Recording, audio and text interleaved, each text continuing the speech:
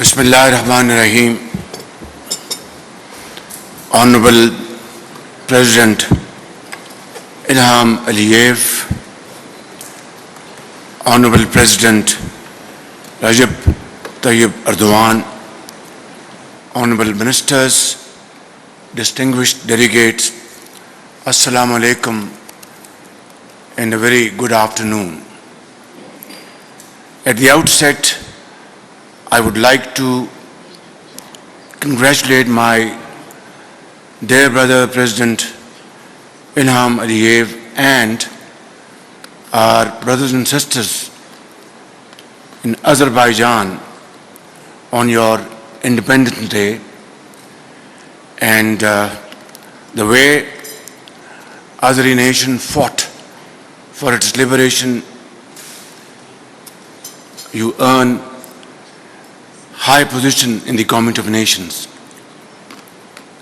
I would also like to, at this point, extend my heartfelt felicitation to my dear brother President Tayyip Erdogan for having very skillfully resolving the issue of PKK, and that goes to explain in volumes, my brother, your diplomatic skills to resolve this issue, and by virtue of this, you have earned a high place and influence not only in the region but beyond. My dear brother President Ilham, I extend my heartfelt gratitude for your very warm welcome and generous hospitality extended to my delegation and to me. It is a profound honor to join my very dear brothers, President Aliyev and President Erdogan, in this august setting that reflects the meeting of hearts and souls of genuine friends and sincere well-wishers. Watching the flutterings of flags of Azerbaijan, Turkey and Pakistan here in the serene beauty of Lachen, our hearts are filled with immense joy and pride. Excellencies, we met in July last year at Astana in the trilateral format and had the most fruitful discussions on issues of mutual interest. And now at this stunningly beautiful venue of Lachen, we are now eagerly looking forward to take our trilateral partnership to new heights that would be in consonance with the wishes and desires of our peoples. And this should be no surprise to anyone, as Pakistan, Azerbaijan and Turkey are bound together by deep historical, cultural and spiritual ties forged through centuries of shared values and mutual support. My dear brothers, in more recent times, this historic relationship has been further strengthened as we have stood by each other, whether it be on Karabakh, Kashmir or northern Turkish Cyprus. Our strength lies in our solidarity and our mutual respect. This is but only natural, as our peoples too have given us their passionate support, as witnessed in the outpouring of love and affection in both Turkey and Azerbaijan. We could not but be mesmerized with the intensity of fervor and enthusiasm of our common citizens. During Pakistan's recent conflict with India, which not only failed to bring up any credible evidence against Pakistan, but also rejected our sincere and generous offer of a neutral, transparent investigation into the so-called incident at Pahalgam by any international body. My dear brothers, the world we live in faces numerous grave challenges, including armed conflicts, climate change, diseases, and economic crisis. This is why the three of us have assembled here today, opting for compassion while rejecting conflict. We are confident that patience and wisdom will ultimately usher in peace and prosperity. Political security architectures, connectivity alignments, and emerging technologies are shaping the new reality. In such a situation, Pakistan is very fortunate to have sincere brothers like Turkey and Azerbaijan, who have stood together with us as impregnable rocks and whom we can trust without a second thought, unhesitatingly. Brothers in arms, forever united in peace, justice, and morality. Dear brothers, I am confident that our time-tested relationship would not only be beneficial for the well-being of our own people, but also contribute to peace and prosperity in the region and beyond.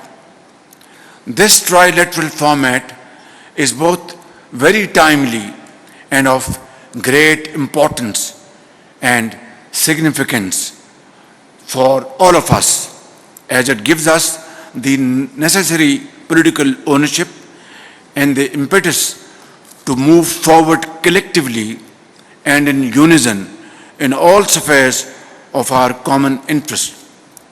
Finally, I would once again like to thank you from the core of my heart to have supported Pakistan in the recent conflict, which was obviously very serious. It was an aggression from India against Pakistan for no rhyme and reason. And at that point in time, my very dear brother, President Tayyip Erdogan, your firm stand and your solidarity with the people of Pakistan, as much as my very dear brother, President Ilham Aliyev, your unwavering commitment with the people of Pakistan and firm stand during this crisis has earned highest level of appreciation and deep gratitude from the people of Pakistan, my government, and myself. And we will remain grateful to both of you and the both nations for all time to come. My statement would be incomplete if I, at this point in time, did not mention about the role of Field Marshal Sayyid Asim Munir, who led the armed forces of Pakistan, who fought with great bravery and highest level of professional acumen, and the entire Pakistani nation standing behind our armed forces and him. I saw him during those moments, God-fearing, fearless, firm, and with an iron resolve, with patience, and obviously with fortitude to face that aggression. Alhamdulillah, with Allah Almighty's infinite blessings and kindness and the support of the people of Pakistan and your support, we were victorious. But I have said in all humility that we want peace in the region. Yesterday we wanted peace, Today we want peace and tomorrow we want peace. And that requires talks on the table on issues which need urgent attention and amicable resolution. That is the issue of Kashmir, according to the resolutions of United Nations and Security Council, and as per the aspirations of the people of Kashmir. Secondly is the water issue. Unfortunately, my very dear brothers, India tried to weaponize Indus Water Treaty, which is a lifeline for the people of Pakistan, 240 million people, for their agriculture use, their own use for drinking purposes, and many other purposes. I think this was most unfortunate that India tried to threaten to stop our flow of water to Pakistan. This is not possible, this was never possible, and this will not be possible, inshallah. We are making proper arrangements to ensure that India never ever does it. Finally is the question of terrorism. I have said in all earnest that if India wants to talk on countering terrorism in sincerity of purpose, Pakistan would be willing to talk to India on this issue as well.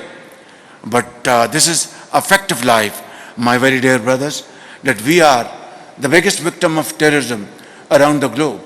We lost 90,000 people, valuable lives of Pakistan, and we have lost $150 billion worth of economic losses over the last many decades.